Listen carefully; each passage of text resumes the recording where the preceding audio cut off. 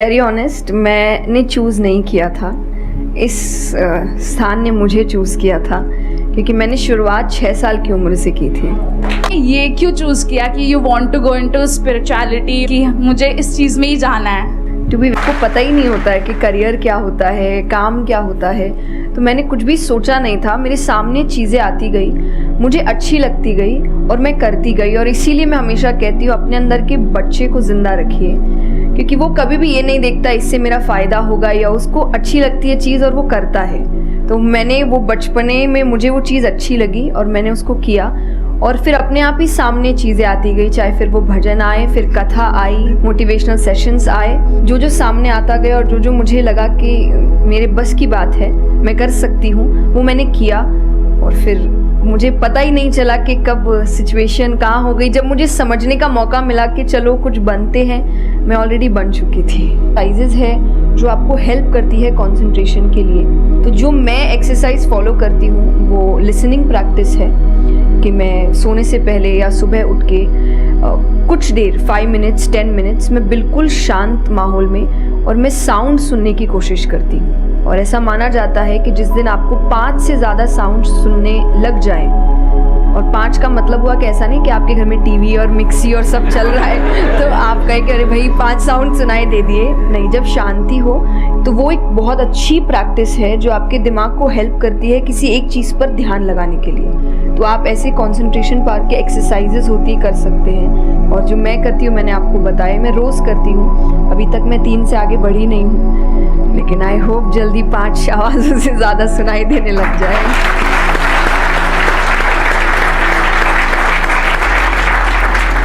का एक सत्य के संग, तो सत्य कौन है?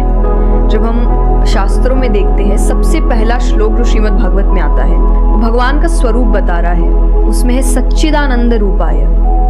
सच्चिदानंद का मतलब होता है 3 चीजें मिलकर बनती है, वो है सत, चित और आनंद। जो ये 3 चीजों को जीवन में समझ लेगा सही से, उसने भगवान को समझ लिया। ये भगवान का रूप ही सच्चिदानंद है। तो सबसे पहला है सच, जो कहा गया सच की राह पर चलो।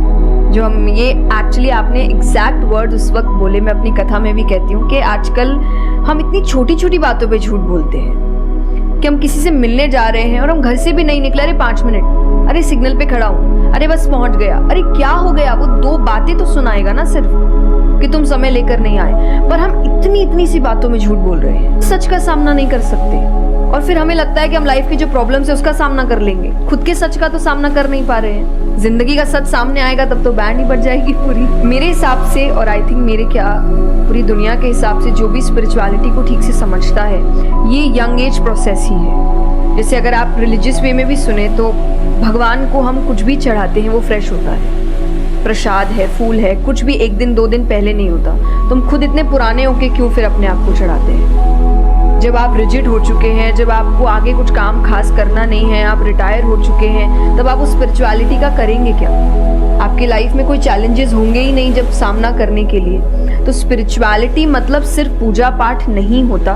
मंत्र, जैसा मैंने लिसनिंग एक्सरसाइज बताई, वैसे ही मंत्र चैंटिंग भी एक बहुत बड़ी एक्सरसाइज है कि आप मंत्रों का उच्चारण करते हैं मेडिटेशन में, क्योंकि जो पावर, जो वाइब्रेशंस वो साउंड रखते हैं, वो आई थिंक दुनिया में और कहीं नहीं है। तो वो आपके करियर के लिए, कंसंट्रेशन पावर के लिए, कॉन्फिडेंस के लिए, मेमोरी पावर के लिए, सबके लिए बहुत अच्छा है। तो आपको यही समझाना है कि आप स्पिरिचुअलिटी का मतलब, एक तो पहले ये पर्सपेक्टिव हटा दें कि हम सब त्याग देंगे, हम सब छोड़ देंगे। ऐसा कुछ भी नहीं होता। गीता जी में स्पिरिचुअलिटी का ज्ञान उसको दिया गया है जिसको आगे जाके राजा बनना है, अर्जुन को। उसके पास क्या लग्जरी नहीं है, राज्य नहीं है, पैसा नहीं है, क्या नहीं है। तो अध्यात्म का मतलब कभी भी नहीं होता सब कुछ छोड़ देना, सबके बीच रहना है, पर इस तरीके से रहना है कि वो आप पर हावी ना हो। हर चीज, यही अध्यात्म है, यही स्पिरिचुअलिटी है कि बाहर की चीजें यहाँ ट्रबल ना कर सके, बस इतना ही करना है। अगर अपना काम ठीक से कर रहे हैं, आपके इंटेंशंस अच्छे हैं, आप ऑनेस्ट हैं, आप पेशेंस रख रहे हैं, आप स्पिरिचुअल हैं। तो इसीलिए आपको बस अपना काम, जो उन्होंने सही कहा, एकदम ठीक से ईमानदारी से करना है। क्योंकि अगर यहाँ ईमानदार नहीं, क्योंकि जो आपका काम है, तो फिर कहीं और तो ईमानदारी की फिर बात ही क्या कर सकते हैं। दूसरा चित है, अवेयरनेस। हम अवेयर नहीं है चीजों को लेकर, हम इग्नोर करते हैं। अवेयरनेस और इग्नोरेंस ये ऑपोजिट्स हो गए कि आप कोई भी चीज आपको समझ नहीं आ रही है, नहीं है। मैं अधिकतर नास्तिक लोगों को आप देखिए, उनको अगर पूछे ना भगवान को मानते हैं तो उनके पास एग्जैक्ट रीजंस नहीं होते कि क्यों नहीं मानते, बस नहीं है, दिखा नहीं, मुझे नहीं दिखा तो नहीं है। तो तुम्हें तो बहुत चीजें नहीं दिख रही। मेरे पापा इस पर मैंने एक बार से क्वेश्चन किया था कि बोले तो पापा कैसे जवाब दे। पापा बोले उनको पूछना उन्होंने अपने परदादा को देखा था। देखा तो नहीं होगा, दादा से सुना है, पापा से सुना है कि थे, मैंने तो नहीं देखा, तो मैं बोल दूं वो थे ही नहीं। तो सच्चाई होगी, उसको ढूंढने की कोशिश करो। मैं धर्म के लिए हमेशा कहती हूँ कि आपको ढूंढना पड़ेगा। भगवान, मेरे पापा ने मुझे एक बात कही थी, भगवान मानने की चीज है, जानने की नहीं। जानना क्या होता है, पहले इस्तेमाल करे फिर विश्वास करे, वो अपने आप जना देंगे वो कहाँ है। और आनंद का मतलब एक्चुअली परमानेंट हैप्पीनेस होता है, जो आपको भगवान के साथ ही मिलता है, कि आपको किसी की जरूरत नहीं है, बाकी सब कुछ टेम्पररी है। और टेम्पररी खुशियों के लिए भगवान ने अर्जुन को लड़ने के लिए इसलिए नहीं बोला था कि देखो राज्य मिल जाएगा, खुशी मिलेगी, पैसा मिल जाएगा, नहीं। एक परमानेंट हैप्पीनेस थी कि मैंने अपना काम अच्छे से किया, उसके लिए लड़ो। तो जो भी काम कर रहे हो परमानेंट क्या है उसमें वो देखो, और ये आपकी सक्सेस पे भी काम आता है। भगवान जैसे अब हम कहते हैं ना कि दुनिया में कुछ सच नहीं है, संसार सच नहीं, इसका मतलब क्या, छोड़ने के लिए नहीं। क्या पहली चीज, जब दुख आ रहा है तो डिप्रेशन में मत जाओ, क्योंकि आप जानते हो ये भी परमानेंट नहीं है, टेम्पररी है, कल फिर ठीक हो जाएगा। खुशी आ रही है तो घमंड मत करो, ये भी निकल जाएगा, ये पोजीशन भी ज्यादा समय तक रहेगी नहीं, तो उसको रखने के लिए काम करते रहो। तो भगवान हर चीज में कहते बैलेंस्ड रहो, और परमानेंट वो है उसके पीछे भागो। तो आप कि दुनिया में कुछ सच नहीं है, संसार सच नहीं, इसका मतलब क्या, छोड़ने के लिए नहीं।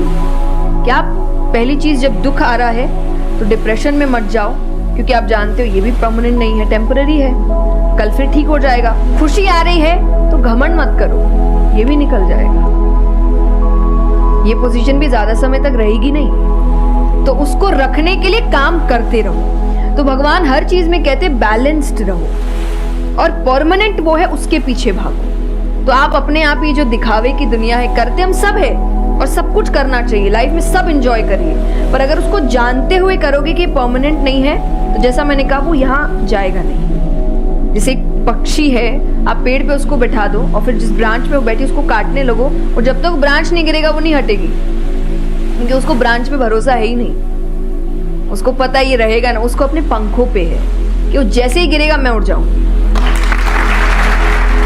दोस्ती बहुत बहुत ज़रूरी होती है, और इस पे भी मेरा एक छोटा सा वीडियो है कि आप फ्रेंड्स को आइडेंटिफाई कैसे करें, या वही जो क्वालिटीज़ है वो खुद में भी कैसे लाएं। तो सबसे पहली क्वालिटी यही है कि हम जो सिर्फ सैटरडे संडे जिन दोस्तों से पार्टी करने के लिए मिल रहे हैं वो आपके दोस्त नहीं होते हैं, वो आप बस एंटरटेनमेंट के लिए, आपको मस्ती करना है, मज़ा करना है तो आप मिल रहे हो। लेकिन एक्चुअल जो आपके दोस्त होते हैं ना, वो आपको भी सिखाते हैं, आप उनको भी सिखाते हैं, वो आपके साथ ग्रो करते हैं। और जैसा आपने कहा एसेंस, जैसे मैं मेरे पेरेंट्स के जो दोस्त हैं सालों से इक्के दुक्के हैं, लेकिन अभी तक है, और अभी भी हम कई बार ऐसा लगता है कि आप ऐसे कैसे बात कर रहे हो उनसे, तो वो कहते हैं हमारे दोस्तों को अपने दोस्तों जैसा मत समझना कि हम एक दो बोल देंगे या एक दो चीज़ें हो जाएंगी और हमारी दोस्ती टूट जाएगी। हमारी दोस्ती इस चीज़ पर नहीं बनी है। वो अगर महीनों भी एक दूसरे से नहीं मिल रहे हैं या एक साल तक भी उन्होंने बात नहीं की है, वो एक साल बाद भी फ़ोन करते तो वो वैसे ही होते जैसे वो एक साल पहले थे, जहाँ उनकी बात छूटी थी बिल्कुल वैसे।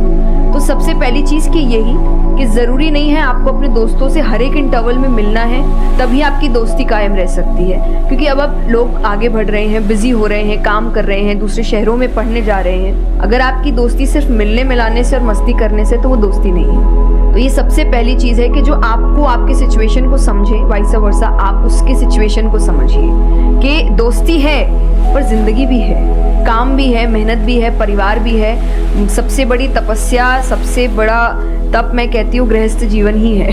मैं आपको उसमें आपको इतना कुछ करना पड़ता है, वो एक सिचुएशन को समझना ज़रूरी है। दूसरा, आजकल जो एक ट्रेंड बन चुका है कि फ्रेंड्स सपोर्टिव होने चाहिए, तो सपोर्टिव का मतलब ये नहीं कि तुम गलत भी करो, तो जो कर्ण और दुर्योधन की दोस्ती थी कि नहीं भाई पाप भी कर, मार, गलत कर, मैं तो साथ खड़ा हूँ, ये दोस्त नहीं होते। दोस्त आपको आपके पास खड़े रहेंगे सपोर्ट में, लेकिन ये हर वक्त बताएंगे कि तुम गलत हो, तुम तुम गलत कर रहे हो, इसकी सजा मिलेगी। तो ये सच्चे दोस्त होते हैं। तो आप या तो कहते हैं ना कि कृष्ण जैसे दोस्त बनो, खुद ही बनो। बात यही आती है, कृष्ण जैसे ढूंढने से पहले कृष्ण जैसे दोस्त बनो। ये जो हर वक्त बताने, कृष्ण कभी अलग नहीं हुए अर्जुन से। जब वो कहने लगा कि मैं नहीं लड़ सकता, ये नहीं, उन्होंने उस वक्त बहुत डांटा कि क्षत्रिय है, ये तरीका है बात करने का, ऐसे बोलते हैं तो इतना बड़ा महाबाहु है, बड़े बड़े नाम बताए, याद दिलाया कि तुम कितने अच्छे हो।